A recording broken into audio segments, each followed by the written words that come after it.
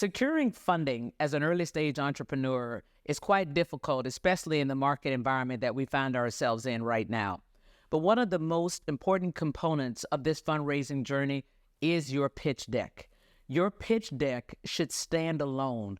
A prospective investor should be able to receive the presentation and be able to discern the following: what the company is, what problem it solves, how it solves that problem, where it stands in the competitive landscape, and what kind of momentum has the company built, or what kind of trajectory is the company on. Two of the most important questions that your pitch deck must answer, and frankly, that you must answer when you have the opportunity to give that presentation, is why me and why now? I had the privilege and honor of taking a number of companies public over the course of my capital markets career. And my job as a capital markets banker was to work with the CEO before they went on the roadshow to develop the story that they were going to tell, but to make sure that that CEO was answering those two questions: why me and why now? When you're going on a public roadshow, the reason that you're doing that roadshow is that so that the institutional investors can look at you in the eye and make sure that you, as a CEO, understand the game. And the game is you underpromise and you overdeliver. Anytime a company says to the street that they will deliver these results in this quarter and they deliver these results, the stock price reacts favorably. It happens every single quarter, every single time, in every single industry. And the same happens if you are a private company. So you need to be able to answer the question: why are you the one that can guide this company and make this company successful over time? Do you understand what it takes to do that? Do you understand the competitive landscape?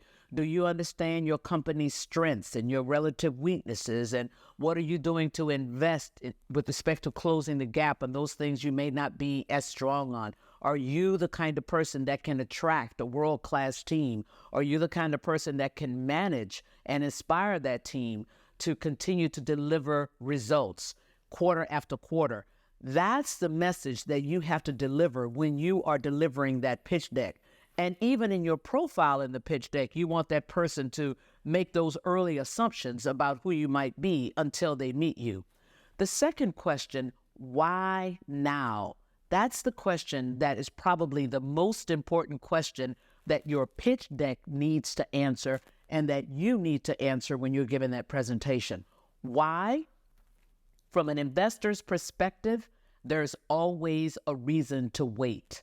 Time is the investor's friend if you are an early stage company. It is not your friend, because as an early stage company, you probably needed that money yesterday in order to prosecute and move forward.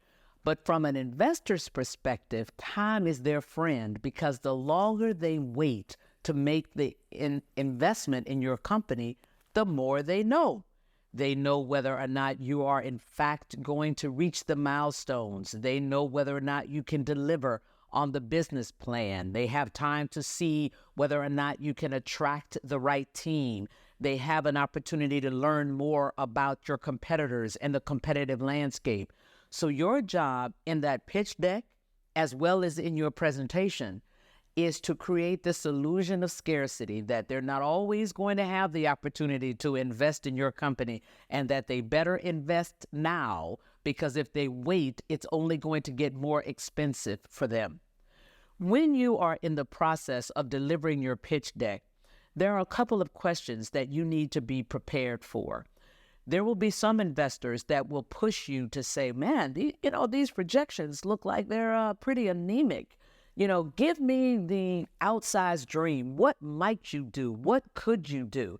And many, many entrepreneurs are afraid to go beyond what they think are the basic projections. The way that I like to counsel entrepreneurs is that you think about a low case, a base case, and a shoot for the moon high case. But in each of those situations, you need to give 3 or 4 bullet points as to what the market context will look like in order for that to be the outcome. So in the case of the outsized moonshot, you need to be very clear on what needs to happen before you could get that, before you allow somebody to push you to those particular projections. You also need to be prepared with a sense of what your valuation is. Here's a place that I see lots of entrepreneurs fall down. They have no real sense except what somebody has told them that their company ought to be worth. If you're not sure what your company should be worth, then you should use your network and talk to people who have been in the investment banking industry, who have been in the venture capital industry, who might have been investors, that can give you a sense on how you might put together a discounted cash flow analysis, or where you might find the information on other companies that are like your company in a similar industry, where those companies raised money, at what multiples of operating income or what multiple of sales. You should also have a good sense of how investors value companies in your industry.